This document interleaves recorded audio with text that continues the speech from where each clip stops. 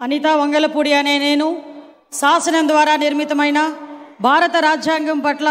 నిజమైన విశ్వాసం విధేయత చూపుతానని, భారతదేశ సార్వభౌమాధికారాన్ని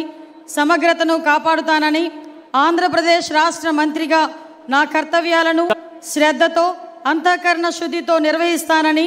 భయం కానీ పక్షపాతం కానీ రాగద్వేషాలు కానీ లేకుండా రాజ్యాంగాన్ని శాసనాలను అనుసరించి